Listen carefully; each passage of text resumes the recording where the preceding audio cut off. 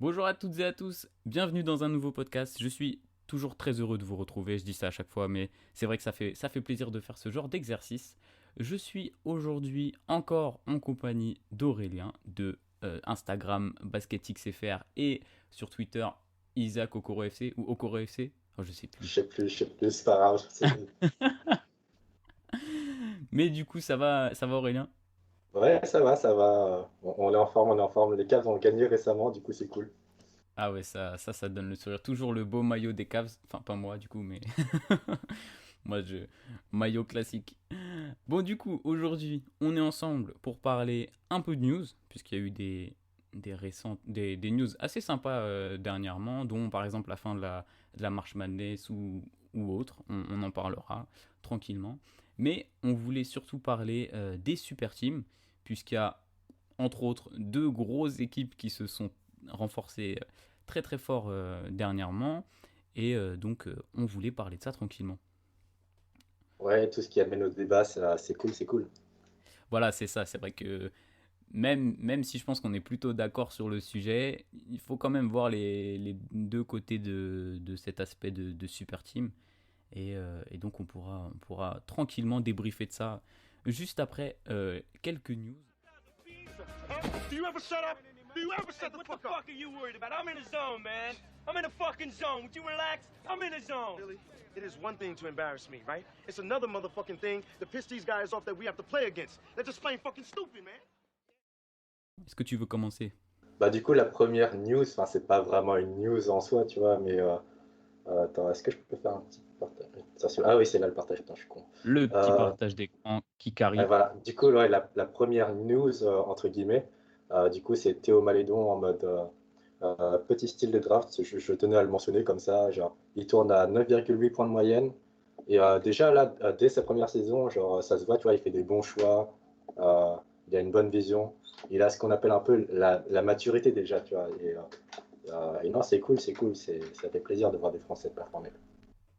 Pour le coup, ouais, c'est vrai que avec du coup la blessure de Kylian Hayes, qui est revenu aussi, hein, on l'a vu revenir sur trois matchs. Je pourrais pas être plus précis, mais on l'a vu revenir. C'est vrai que ça fait plaisir de voir un rookie qui performe pas mal et qui a même envoyé 33 points là dernièrement, 31, 33, qui a fait un gros match, Ouais, quelque chose comme ça, gros match, gros match. gros match il y a pas très très longtemps. Donc franchement, ça fait plaisir de voir ce genre de choses.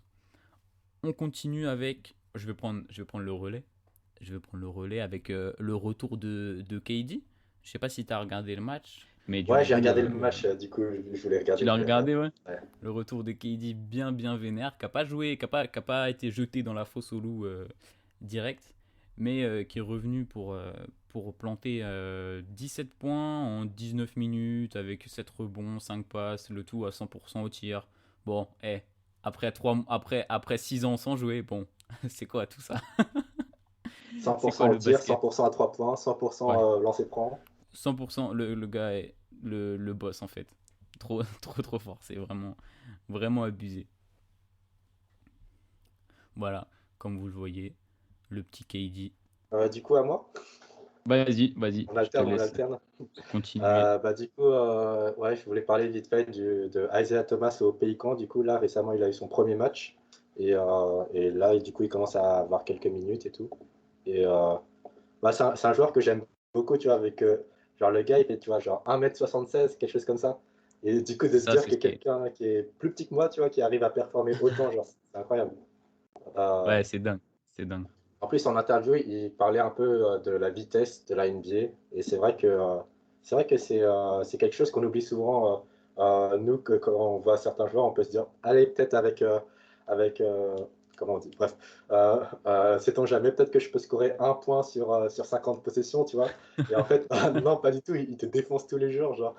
Ouais. Et ouais, putain, j'avais noté là Mais en petite note, comparo avec Rocket League, en mode, sur Rocket League, c'est un jeu avec des voitures enfin c'est du foot avec des voitures, bref. Et, euh, et du coup, souvent, quand tu regardes, plus quelqu'un est bon, tu vois, et plus genre, la vitesse du jeu global est rapide. Genre en bronze, tu vois, ça va à 2 à l'heure, en platine, c'est un peu plus rapide quand même, et les pros, ça va à 2000 à l'heure.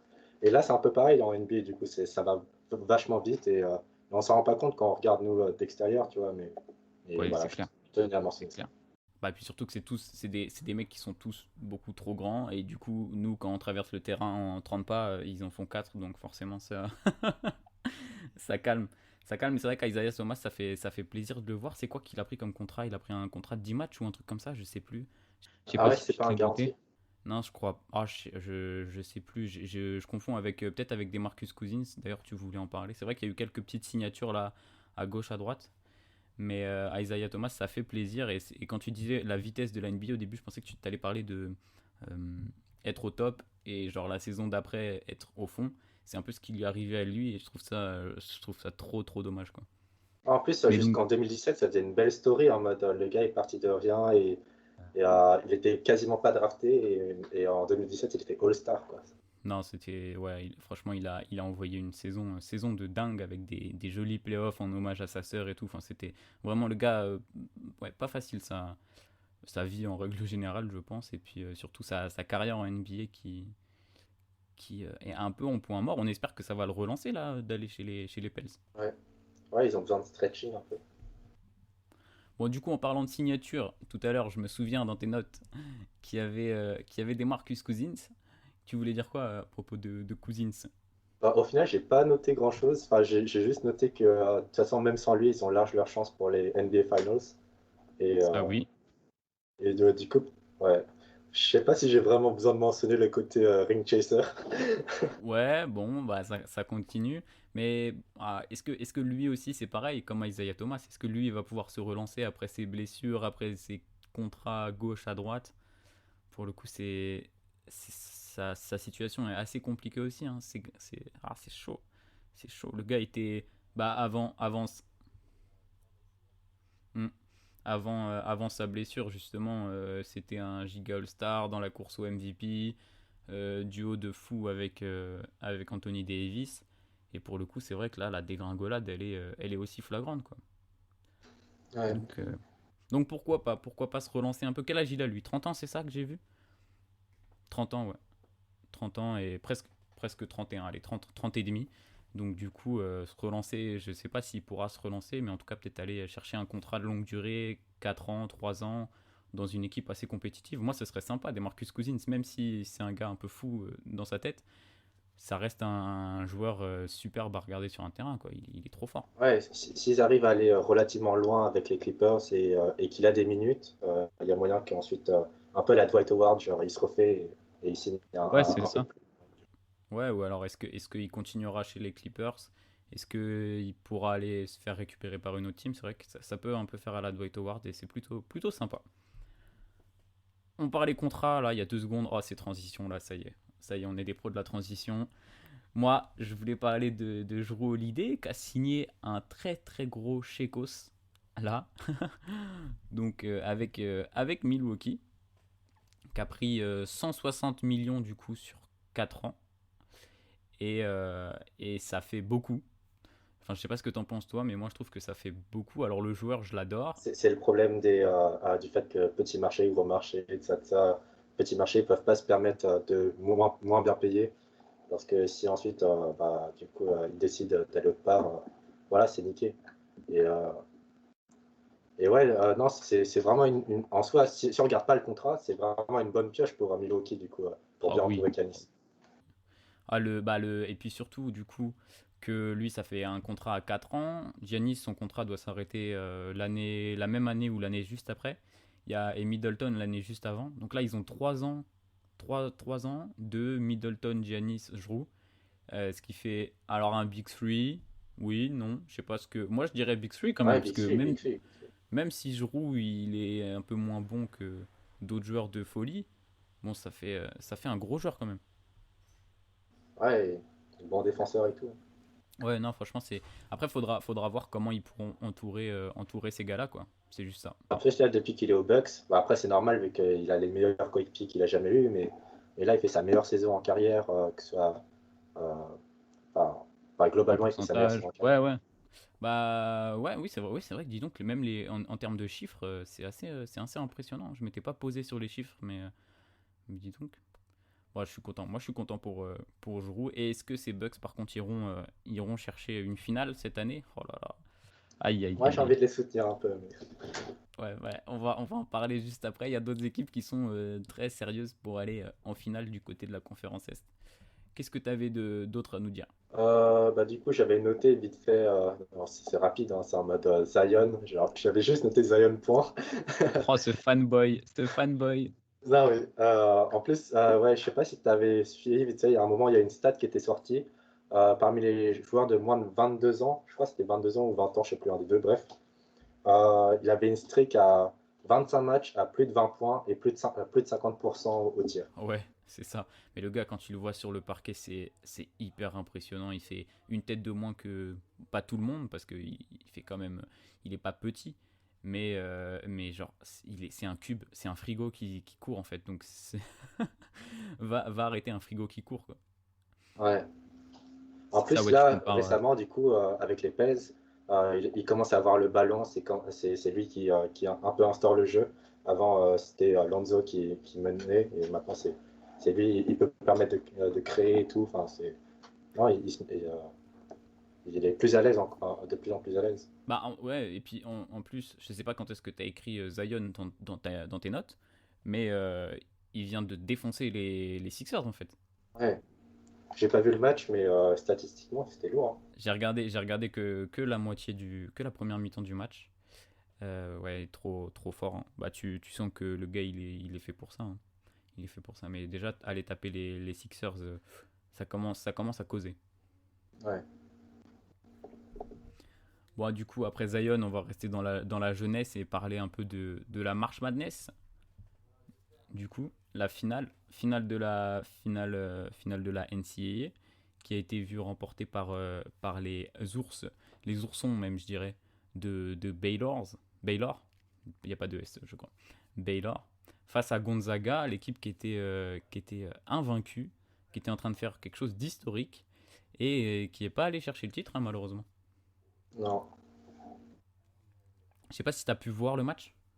Ouais, j'ai juste vu la finale, du coup. Genre, je t'avoue, March Madness, j'ai pas beaucoup suivi. J'ai surtout suivi la finale vite fait. Mais ouais, c'est.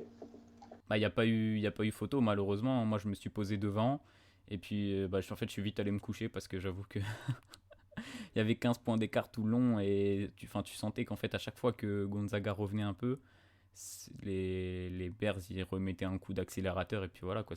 Gonzaga, ils avaient fait une saison à genre 31 wins et 0 défaite avant d'aller en C'est ça, 31 ou 32. Ouais, ils finissent à. Ils grosse saison. finissent, ouais. Ouais, ouais, ouais, c'était historique, hein. C'était historique, mais malheureusement, bon, bah, voilà, coup dur pour eux. Autre news que j'avais noté vite fait, la petite news vite fait. Vincent Poirier qui signe au Real de Madrid, je crois. Ouais, j'ai vu ça. Alors, je suis pas, j'ai juste vu passer, je t'avoue, la news. Je suis pas cherché plus loin.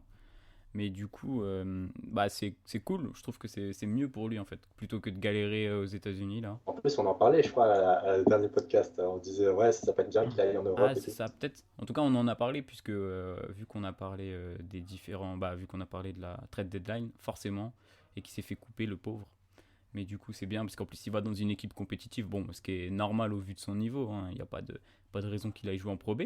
Mais c'est cool, ça va le relancer, lui, pour sa carrière, c'est sympa. Qu'est-ce que je me suis noté d'autre? Les Warriors. Les Warriors qui, en ce moment, sont pas dans la forme de leur vie. Et on pourra rebondir avec une petite news que tu voulais aborder aussi. Ouais, je l'ai dit maintenant, du coup. Ok. Vas-y, on va Ouais, parler des deux du choses en coup, il y même a eu temps. pas mal de rumeurs. Il y a eu pas mal de rumeurs récemment, là, concernant Stephen Curry, du coup. Et ce serait des rumeurs comme quoi Curry pourrait potentiellement aller aux Lakers. Donc, je ne sais pas si c'est en fin de contrat qu'il fera ça, si c'est. Enfin, j'ai pas tout suivi, mais j'ai vu que du coup enfin, le recrutement entre guillemets a un peu commencé avec LeBron James, qui avait discuté un peu avec lui au All-Star Game. Évidemment, hein, LeBron, toujours dans les bons coups celui-là. Mais ouais, et du coup, est-ce qu'il ferait ça? Enfin, quand est-ce qu'il est en fin de contrat Curry là? Vas-y, va nous chercher. On peut voir sur Basketball Ouais, Reference déjà, tu m'as ouais, dit. c'est tout en bas. Non, c'est là. Ah, et il est en...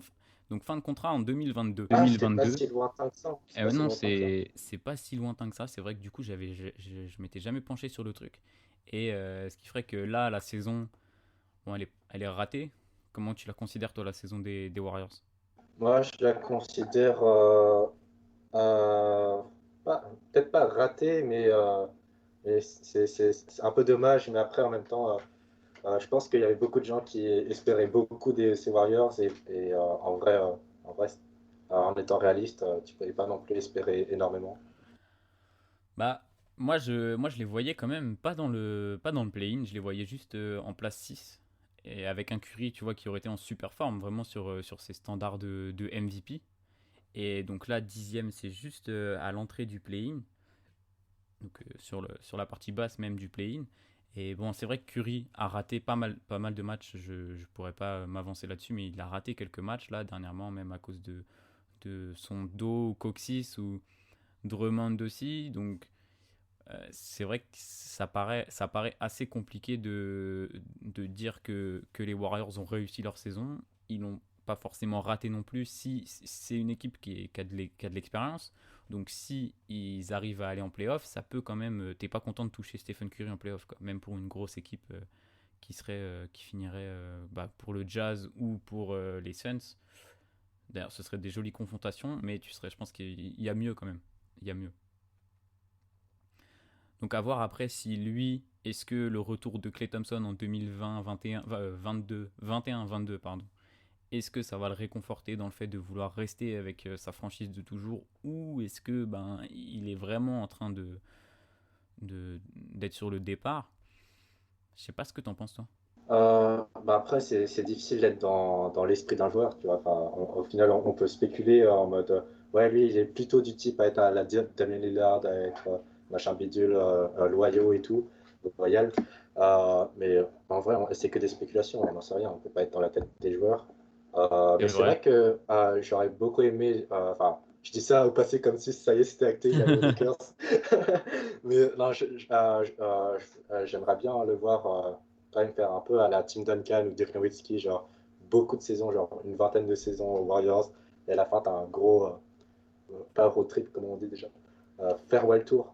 Ouais, un farewell tour, donc une saison, on va dire, d'adieu où il passe dans toutes les à la Kobe. Bon après Kobe c'était très particulier parce que on connaît le melon du gars, mais voilà ouais un peu une jolie saison en mode ça y est, je vais y aller et puis tranquille. C'est vrai qu'après il a 33 ans avec le style de jeu qu'il a et on va dire sa condition physique, on pourrait dire que il peut jouer jusqu'à quoi lui maintenant avec LeBron, je sais même plus. Tu sais, j'aurais envie de dire que un dernier contrat de 4 ans et c'est fini, mais en vrai c'est ça, s'il joue jusqu'à 37 ans, 38 ans déjà c'est beaucoup, hein.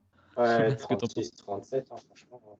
Donc est-ce qu'il va aller nous choper un dernier contrat aux Warriors pour finir sa carrière, ou est-ce que il va aller dans une autre équipe pour aller empiler encore plus de bagues? Je sais pas. En parlant du fit pur, moi, je trouve qu'il fitterait vachement bien avec un LeBron James en soi, en théorie, tu vois. Euh, et qu'avec LeBron James, au final, le meilleur moyen de l'entourer, c'est quand même de rajouter pas mal de shooters, de 3D, tout ça, tout ça. Et du coup, si Ouais. tu lui rajoutes le meilleur shooter de tous les temps, voilà quoi. Ouais, et si tu peux mettre tout ce petit monde aux Lakers, ouais, il fitterait vachement bien avec, avec LeBron quand même, hein. Zéro objectivité en moi, zéro. Est-ce que tu as un dernier sujet à aborder avant qu'on parle du gros sujet, du fat sujet des super teams?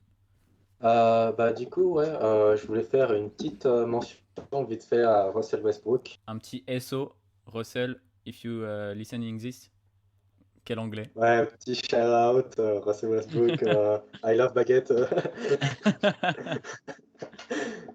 Non, plus sérieusement, du coup, ouais, je te l'ai mentionné. Je sais pas si tu avais vu cette vidéo vite fait qui a traîné un peu sur les réseaux, là, sur Twitter, où genre, c'était une petite séquence avec les Wizards, où tu vois Westbrook faire plein de passes, et genre tous ses coéquipiers qui foirent des lay-ups ou des trucs Ah easy, tu non, vois. j'ai pas vu ça, mais ça doit être marrant.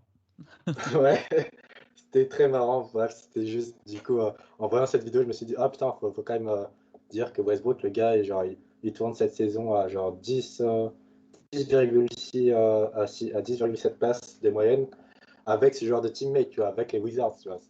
C'est pas comme Harden qui tourne à 10,8, mais avec les Nets, tu vois. Ouais, avec Kyrie Irving qui tourne à des stats de MVP et Kevin Durant qui rentre 100% de ses shoots. Ouais, voilà, du coup, Donc c'est pour forcément, ça, on dit trop souvent Russell Westbrook comme un stat padder, mais quand même, il faut regarder aussi qui il a autour de lui, quoi. Enfin, c'est vrai, c'est vrai. Et même s'il va chercher, il va gratter des stats, c'est vrai que ça reste un joueur exceptionnel parce que tu fais pas 4 saisons en triple-double comme ça en claquant des doigts juste parce que t'as des bons coéquipiers, quoi, tu vois. ouais, genre, maintenant, si on prend quelques triple-doubles comme Aki, c'est surtout grâce à lui, hein, c'est à cause de lui qu'on prend les Bah triple-doubles ça oui, maintenant comme c'est sûr. quasi Aki. Donc, À cause de lui et les changements dans le jeu aussi. Parce que c'est toi qui avais envoyé la vidéo très non, sympa là. la vidéo sur les triple-doubles, c'est pas moi, c'est C'était pas quelqu'un toi? d'autre. Moi, Et j'avais du envoyé la coup, vidéo sur l'inflation des stats au fur et à mesure des années. ah oui, ouais, bref, nous digressons. Mais du coup, on va pouvoir, sans transition, parler des super teams. Parce qu'on a Super Russell Westbrook, on peut parler Super Team. C'est quoi cette transition? Du coup, vas-y, je te lance sur le sujet. Euh, moi, je me, vas-y, dis-moi. Ah, j'allais dire, fais-moi rêver, donne-moi une problématique. Eh ben, c'est exactement ce que j'allais faire. C'est exactement ce que j'allais faire. Est-ce que, au final, ça n'a pas toujours été comme ça? Parce que là, on en fait tout un foin avec la grosse team des Nets, je l'accorde. Il y a 5 All-Stars, 5, 6, 5 ou 6, 5 All-Stars. Ils sont. Bon, il y en a qui ont 30 ans, 32 ans, qui en paraissent 45, 35 ans. Donc, ok, ils sont un peu âgés, mais il y a 5 All-Stars. Est-ce qu'au final, ça n'a pas, depuis le début de la NBA, est-ce que c'est pas ça en fait, la NBA? Avoir des grosses teams qui roulent sur tout le monde et qui, quand elles sont vaincues, c'est le kiff pour tout le monde. Bah, déjà, enfin, avant faire une réponse un peu générale, moi j'adore les stats, tu vois. Du coup, je suis allé dégoter une petite stat vite fait. Du coup, le nombre d'équipes avec minimum 4 All-Stars, enfin, élus All-Star hein, la même année. Euh, donc, il y en a eu 9 au total dans toute la NBA. Et parmi ces 9 équipes, il y en a 8 qui ont fini championne. Mais Ah, après, pas la même année, hein, pas forcément la même année. Genre en mode oui. championne, genre par exemple, petit exemple vite fait, en 2011, du coup, il y a eu 4 joueurs des Celtics qui ont été nommés All-Star cette année-là, donc Rajon Rondo, Kevin Garnett, bref, tu connais. Ouais, Et du coup, ce groupe-là, en soi, a déjà été champion du coup en 2008. en Enfin, du coup, 2008, c'est ça la exactement. stat en Et mode. par exemple, les Hawks, c'est en 2014, 2015, qui ont été champions. C'est la seule équipe. C'est la seule équipe qui n'a Ouais, pas c'est la été seule équipe. championne Ouais. avec leur corps de 4 All-Stars. Parce que LeBron James. Par exemple, il y a un autre exemple aussi, du coup, en 2006, il y a eu 4 joueurs des Pistons, des Detroit Pistons, qui ont été élus All-Star. Rashid Wallace, Ben Wallace, Chauncey Billups, et j'ai oublié le quatrième. Qui c'est que ça pouvait être le quatrième? Tayshaun Prince? All-Star Peut-être, Tayshaun Prince? peut-être. Je suis pas sûr, mais j'ai pas envie de dire de bêtises. Non, c'est possible, hein, c'est possible. Et bref, du coup, cette équipe-là a été en soi championne en 2004. Pareil, en fait. C'est à chaque fois, en fait, faut être champion d'abord, puis après, t'es récompensé, t'es All-Star, en fait. Ouais, c'est vrai, c'est souvent ça, Ah ouais, par exemple, en 83, en 1983, il y a eu les Sixers qui ont eu 4 All-Stars. Je les ai pas tous là en tête, je les ai pas notés, désolé. Mais il y a Dr. il doit y avoir J, Joe Sakic, Moses Moses Malone, Malone, et et voilà. il y a dû y avoir pas mal de défenseurs, sur ND, je pense, peut-être là-dedans. Et bref, du coup, ceux-là, eux, ils ont été champions cette même année-là. Ouais. Ah, dis donc, t'as bossé le sujet, t'as été chercher des stats intéressantes, là. Et c'est vrai, et du coup, comme tu viens de le mentionner, tu vois, bah, tu as noté 2011, 2004, 1983. Et donc, en fait, ça fait vraiment, depuis le début, je trouve, en tout cas, ce n'est que mon avis, que mon humble avis, mais les Celtics de Bill Russell, ok, Bill Russell était trop fort, ok, il y avait 8 équipes, ok, il jouait les playoffs en 4 matchs, mais en attendant, les Celtics de cette année-là, c'est une team monstrueuse. Et forcément, à côté, même si tu as un Will Chamberlain on en parlera peut-être un jour de Will Chamberlain, mais qui fait des stats de monstre, bah, il est plus esselé qu'une grosse équipe des Celtics qui va chercher 11 titres en fait. Du coup, avec cette équipe des Celtics, tu viens de me faire penser à une petite transition. En mode, avec, là, du coup, cette équipe des Celtics, à l'époque, il n'y avait pas de free agency. Et du coup, le seul moyen de changer d'équipe, c'était via les trades, tu vois. Mais si de base, tu vois, tu es en train de gagner, tu vois, tu as, plein de bons joueurs, tu es en train de gagner, bah, tu vas pas les trade, du coup, tu vas pas les trade Évidemment. pour les envoyer quelque part, forcément. Ça a aucun intérêt. Le but du jeu, c'est de gagner à la fin de la saison. Donc, Alors que de nos jours, du coup, maintenant, avec, enfin, c'est là qu'on revient un peu sur la définition de qu'est-ce qu'une super team en soi. Est-ce qu'une super team, c'est une équipe avec plein de super joueurs ou est-ce que c'est une équipe qui s'est construite en dehors de tout ce qui est trade et tout et qui s'est vraiment construite à la player empowerment, comme on dit, en mode c'est les joueurs ouais, qui veulent être ensemble. voilà, ouais. Ou est-ce qu'une super team, c'est genre les Warriors de 2015? Ou est-ce que c'est les Nets de 2020, de 2021, quoi? Ouais, voilà. Bah, en vrai, c'est les deux, non? Bah, avec, par exemple, là, tu vois, genre, l'exemple le plus frappant, tu vois, c'est, par exemple, en 2014, les Spurs, quand ils ont gagné, il y avait quand même sur le papier Tim Duncan, Manu Ginobili, Tony Parker, Kawhi Leonard. C'est vrai que Sur le papier, tu je vois, prends c'est l'exemple. incroyable. Et, mais c'est vrai qu'on les considère jamais comme des super teams. Euh, enfin, en tout cas, j'ai pas l'impression qu'on les considère comme des super teams parce que bah, c'est un peu ces genres d'équipes qui se sont construites eux-mêmes. Ils ont drafté eux-mêmes leurs joueurs. Et, Et oui, au fil des années, tu gagnes et voilà, tu conserves ta base de joueurs solides. Parce que donc ça voudrait dire que les Warriors de 2015, avec un Curry exceptionnel et tout, c'est pas une super team, mais les Warriors de 2017-2018 qui, avec un Kevin Durant, ça devient une super team. Bon, quand tu ajoutes Kevin Durant, forcément, c'est plus facile. mais ouais, du coup, Mais enfin, je voulais savoir, tu goûtes ton avis sur la question, c'est est-ce que toi, tu considérais du coup une super team que une fois que c'est un bon joueur qui rejoint un bon groupe, enfin, ou quelque chose comme ça? Ou est-ce que par exemple vraiment genre par exemple les Celtics de Bird ou les Lakers de Magic, est-ce que ça c'était une super team également? je pense que les deux, en fait, la super team, elle se construit de n'importe quelle manière. Après, il y a des manières, on va dire, plus propres que d'autres. Même si propre, je suis pas sûr que ce soit le bon mot. En tout cas, si tu prends les Warriors de 2015 pour l'exemple, ou l'exemple des Spurs qui est vraiment bien, même si c'est vrai que je les ai moi jamais considérés dans ma tête comme une super team, maintenant que t'en parles, je me dis, bah, c'est vrai qu'en fait, c'est une super team. Après, faut être carré avec la définition de super team. C'est ça le gros problème, on va dire. Est-ce que super team, du coup, c'est construction ou c'est joueurs qui se rassemblent?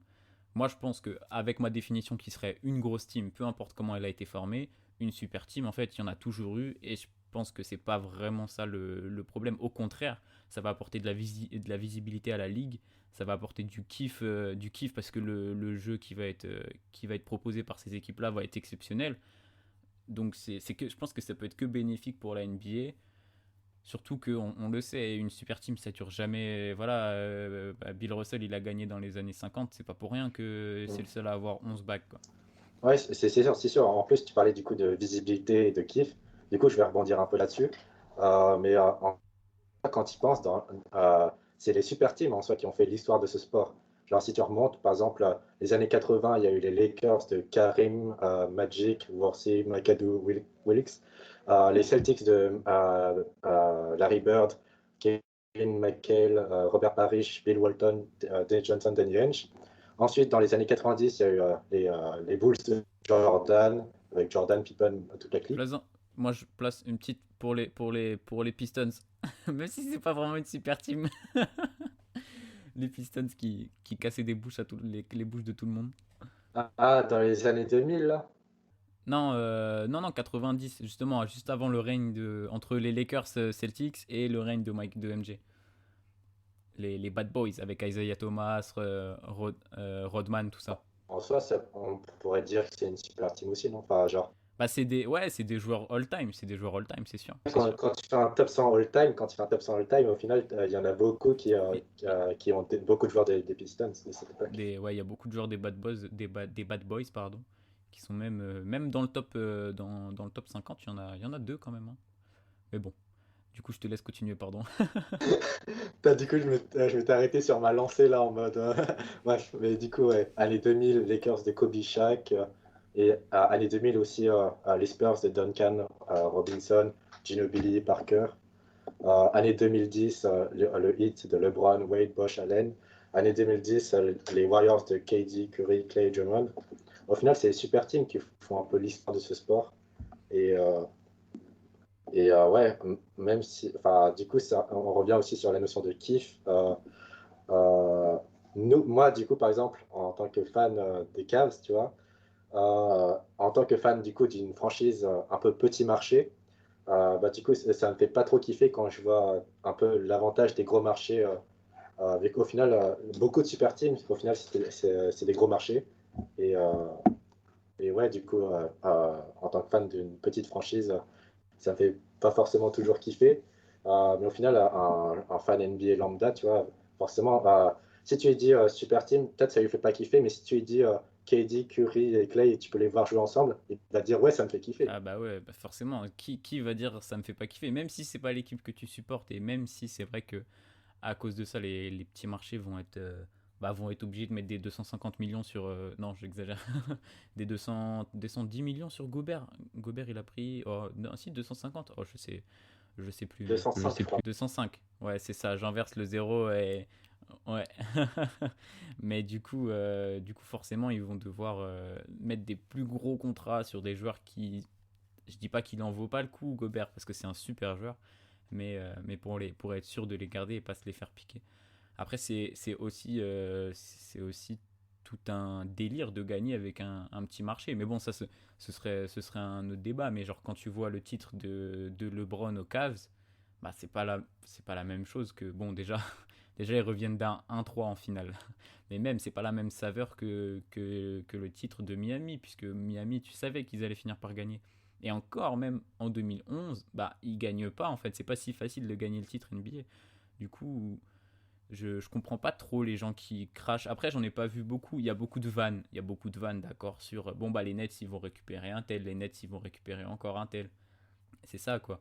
Mais il n'y a pas trop de hate, j'ai l'impression. Je sais pas ce que t'en penses. Moi, j'ai pas vu des gars vraiment dire ah, je suis dégoûté, ah, la NBA, c'est horrible. Hum, Disons, en vrai, en vrai, je pense que c'est sur le coup, tu vois. En fait, là, les deux gros exemples dont je viens de penser là au niveau 8, c'est vraiment quand c'est des joueurs, en fait, par exemple LeBron, quand il a décidé de quitter les Cavs, là, le niveau de 8 côté Cavs, là, envers LeBron.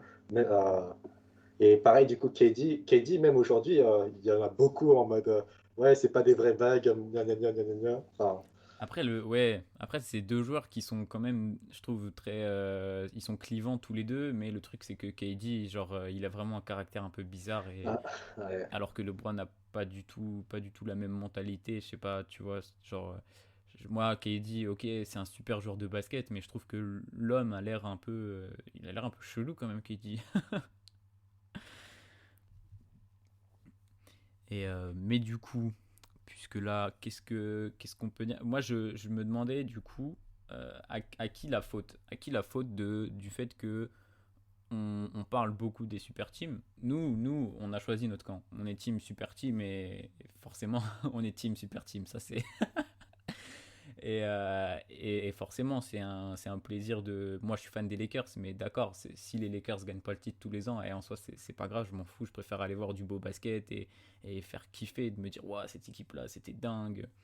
Donc, à qui la faute? Est-ce que la NBA doit changer les règles pour pas qu'un Drummond y vienne pour deux bouchées de pain aux Lakers, par exemple? Bah, c'est pour ça que, du coup, ouais, en fait, j'étais en train de penser là, j'avais noté, du coup, buyout dans mes notes. C'est, on est Et, exactement en plein dedans. et peut-être on pourrait peut-être penser à des modifications sur les règles des buyouts parce que quelqu'un avait proposé, je ne sais plus dans quelle vidéo, par exemple, faire limiter le nombre de buyouts de ce style à maximum un par équipe, tu vois, parce que là, du coup, les Nets, par exemple, on en a eu au moins deux, tu vois, avec Marcus Aldridge et Blake Griffin, par exemple. Euh, Bon, c'est pas pour dire que Blake Griffin et LaMarcus Aldridge, c'était vraiment gros joueurs, mais voilà, ça reste. Ah, ça reste Quand tu vois des, quelqu'un ouais, se faire buyout, c'est chiant, quoi. c'est ça. Ce serait une règle stricte où tu prends ton buyout et après c'est fini, Comme quoi. ça, du coup, les Nets, genre, ils ont décidé de buyout Blake Griffin, bah, du coup, ils peuvent plus rien faire Enfin, d'autre. ouais, de prendre ouais, Blake Griffin après son buyout et du coup, il y aurait plus de discussion. C'est vrai que c'est pas une mauvaise idée. Ce serait pas une mauvaise idée parce que je vois pas trop. Honnêtement, je pose la question. À qui la faute? Est-ce que c'est la faute des joueurs du coup? Est-ce qu'on peut en vouloir à des joueurs qui veulent jouer ensemble et qui veulent aller chercher des bagues? Franchement. Pour moi, non. Que ce soit les joueurs ou les GM, par exemple, un GM, son job, c'est de créer la meilleure équipe possible pour gagner, tu vois. C'est normal, c'est son job.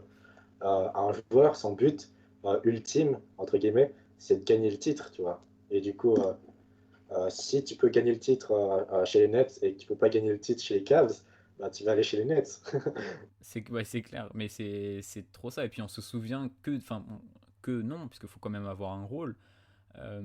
Mais on se souvient des joueurs bagués et les joueurs non bagués, on s'en souvient pas, quoi. Donc c'est ça aussi. Il y a peut-être cette hantise là pour les joueurs de se dire bah je vais finir ma carrière peut-être à je sais pas avec des moyennes de folie, peut-être en 30 points de moyenne. Bon ce serait exceptionnel. Mais en 25 7-7 et je vais pas avoir de bague au final, tu vois. Est-ce que ça veut dire que sa legacy elle va quand même être prise en compte par rapport à d'autres joueurs qui ont la bague? Bah pas vraiment au final. Non, c'est sûr, c'est sûr. Et ouais, du coup, j'avais noté également, par exemple, les joueurs. Par exemple, il y a beaucoup de joueurs, tu vois. Là, je vais prendre l'exemple de Curry parce que c'était l'exemple qui m'était venu en tête, même si c'est pas le meilleur exemple. Mais genre Curry, tu vois, genre tout seul, tu vois, il est incroyable. Mais en vrai, le meilleur moyen pour lui de s'épanouir, c'est vraiment d'être à côté de un gars qui défend bien et qui playmake un peu, ou un gars qui score beaucoup. Souvent, au final, les grands joueurs, ils ont besoin quand même d'être entourés un minimum. Et et il y a beaucoup de bons joueurs, tu vois, qui fit encore mieux dans une meilleure équipe.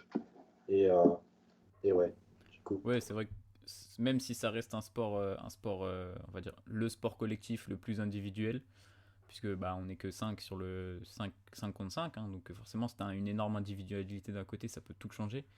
Tu vas pas gagner des titres tout seul non plus, donc il y a un moment où faut savoir s'entourer, quoi. Moi, c'est pas de ma faute, enfin, c'est pas de ma faute.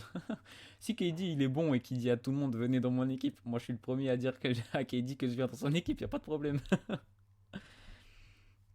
Et je me posais une autre question, je me disais, est-ce que les Nets vont vraiment aller au bout? Parce que là, tout le monde dit, ça y est, et même moi, j'étais le premier à le dire dans mon post consacré au trade, enfin non, pas au trade, à la récupération de Lamarcus. Harden.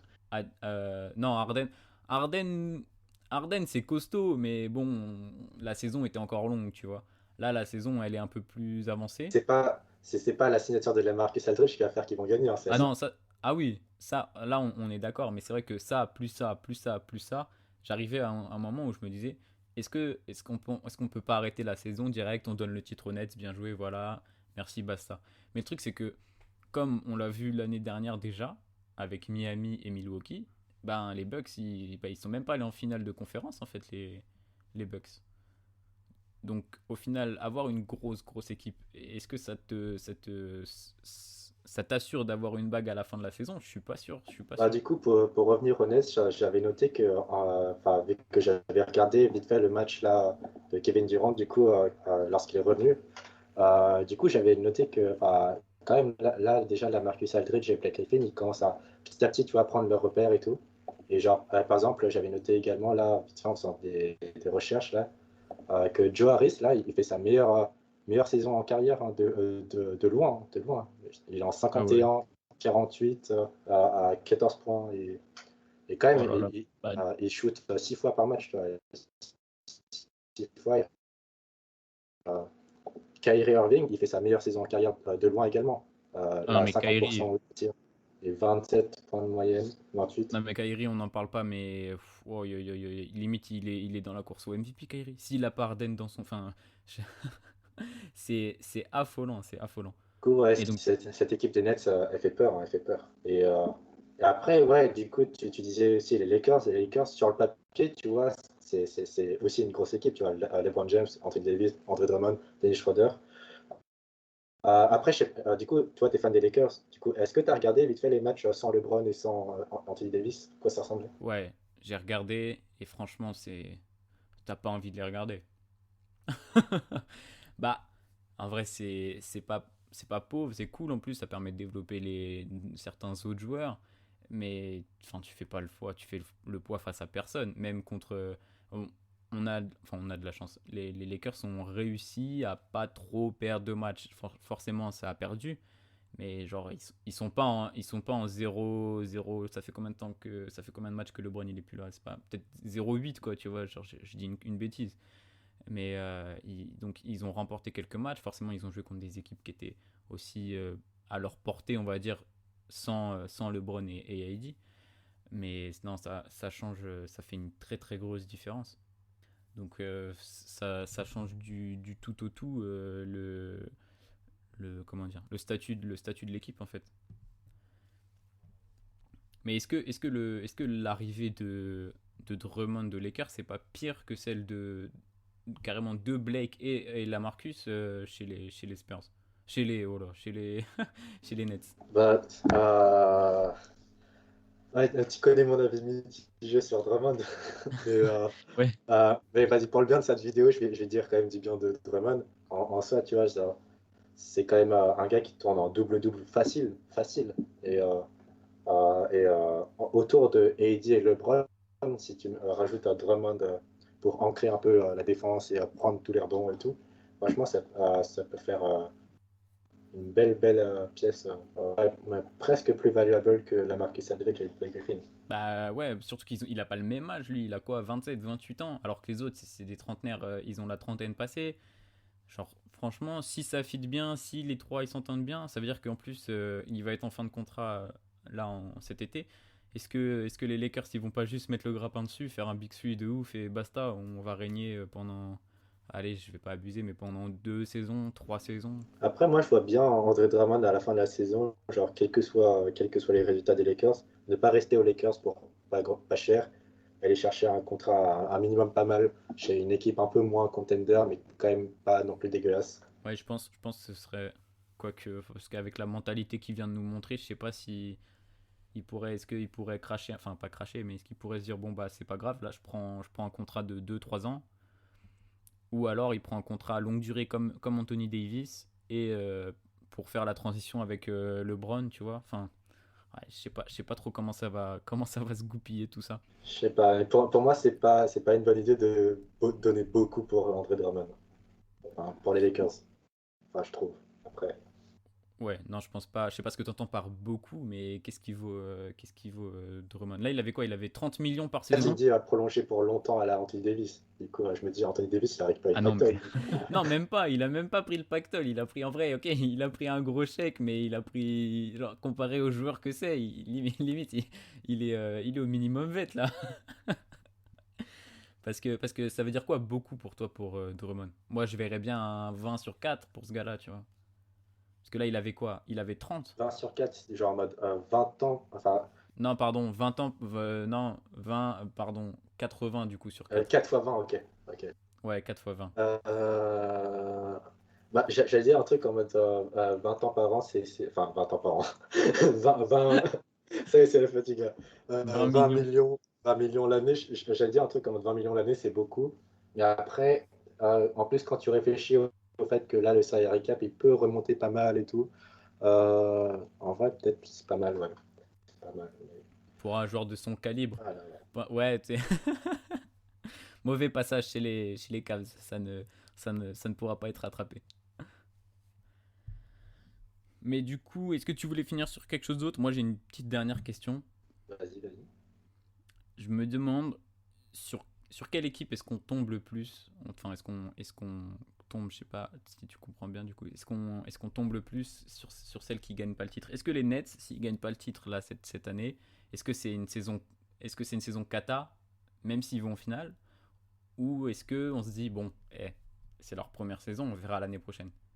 Bah, du coup, là, tu m'as fait penser à un truc, c'est que, par exemple, tu vois, là, le Big Three de Miami Heat, tu vois, là, et ben, entre LeBron, Wade et Bosh, Ils n'ont pas gagné la première année parce que justement, ils n'arrivaient pas à bien trouver leur synergie, qui était censé être la première option, etc., etc., tu vois.